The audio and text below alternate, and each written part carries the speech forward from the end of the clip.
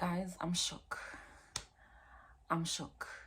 The death by suicide of former Miss USA Cheslie Kryst has really shook me. I hear of suicides every now and again, and at some point you become immune, to all the deaths that are happening. It becomes one of those things that occur in the news. But this one, oh man, this one shook me. And here's why. I identified so much with Cheslie Kryst. She seemed like an independent woman. She was outspoken and outgoing. She could easily make friends with anyone. Her interviews were flawless. Her hosting skills were amazing because she was just so articulate and so well spoken. She had a great relationship with her mom, or that's how it seemed to us. They were buddies. She had friends who loved her and friends that she loved. She was multi-passionate, multi-talented, recently pivoted her career and was in something that we all believed was something that she loved. She thrived in it. She was amazing at being a correspondent and a TV host, right? She went for her dreams, was very tough. You could see, this is a person who, if you've done something wrong to her, she will really set you straight and put you on record, right? So I identified a lot with her personality and just with her professionally and maybe even vocationally. All right, that's who I am, right? That's who I am at my core.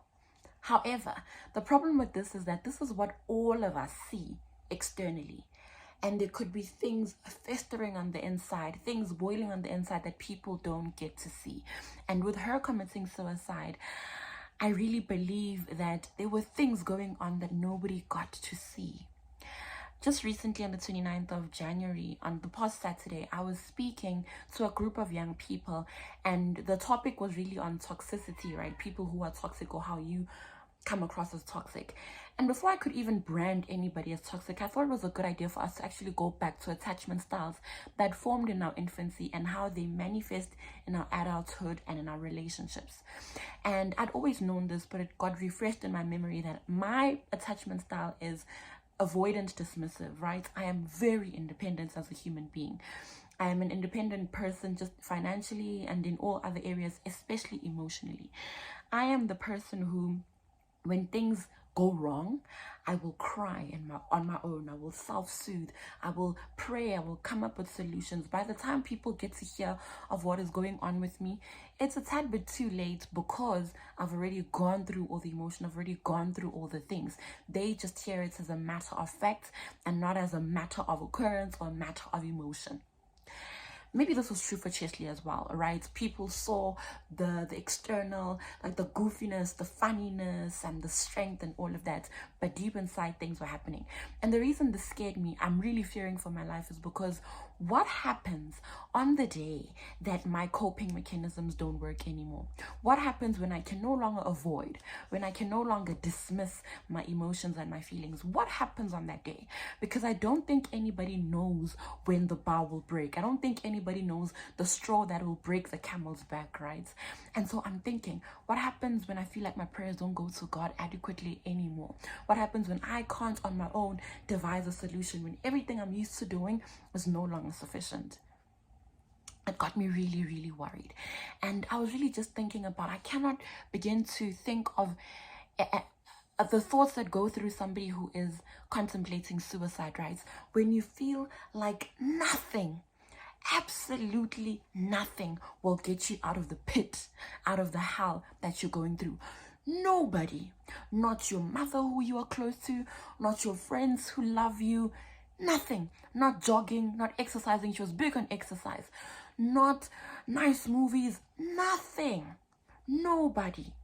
That must be a terrible place to be in when nothing else seems to be a solution other than taking your own life and ending things. It's so sad that the future doesn't even look promising to you. You don't even care about the possibility of a beautiful future. It doesn't give you that hope and that joy and something to look forward to, because what matters most to you is what you're going through right now. That must be very, very hurtful, And to this point, I just want to say, I don't believe there is a single person on this earth that is not loved by at least one person. I don't think there is a single person who will not be heard by even one person. I don't think that is the case. There's so many avenues for help. There are people who have dedicated their profession and their vocation to hearing other people's problems out. And I know for a lot of people, therapy is expensive, but there are free resources. There are podcasts that help you navigate things. There's so much help available. And maybe not even that is enough. Maybe not even the idea that somebody will hear me out is enough. It's just like, I've had it. I want nothing to do with all of this, because not any amount of talking, not any amount of hugging, nothing will get me out of this mess. That is so sad. But I just want to say, there is not a single person that is not loved by a single person. However toxic you are, however problematic you are, however stubborn you are, however evil you are, or you've been told you are, there's not a single person that doesn't love you. And when you really, really need it, I don't think there will be a single person that shuns you away.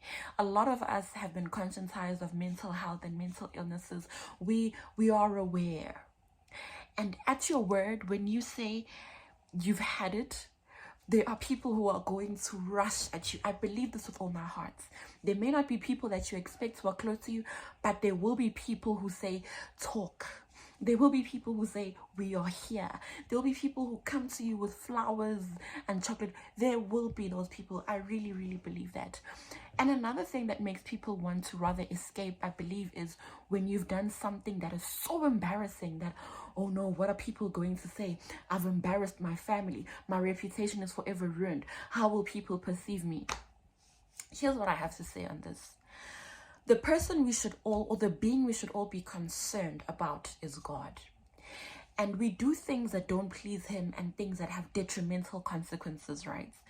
But I honestly know and believe that when you come to him with a repentant heart, and this is God, when you go to him with a repentant heart, when you present this to him and the matter is settled with him, it doesn't matter who else is embarrassed. It doesn't matter how deeply your reputation could have been ruined.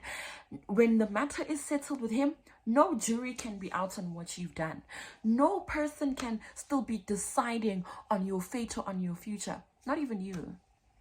When the matter is settled with him, that's it. You can walk out there in shame, with those scars, with that reputation, and things will be okay eventually. With the way things are happening in the world, things move so rapidly. You are talk today and tomorrow you are still news. Nobody cares like that. Nobody is thinking about you in that way again. And even if they do, you can do work to regain your reputation if it really matters to you that much. But all I'm trying to say is that there is not a mess in the world that cannot be resolved with God. And once it's resolved there, it's fine. It's over. It's dealt. Man, I'm really, really shook.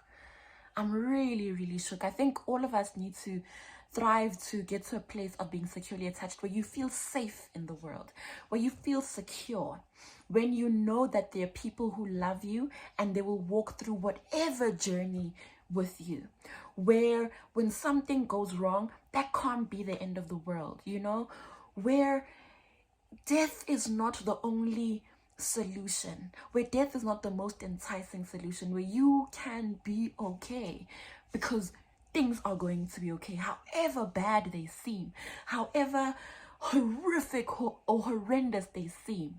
Things will be okay. You will be okay. Oh man, Cheslie.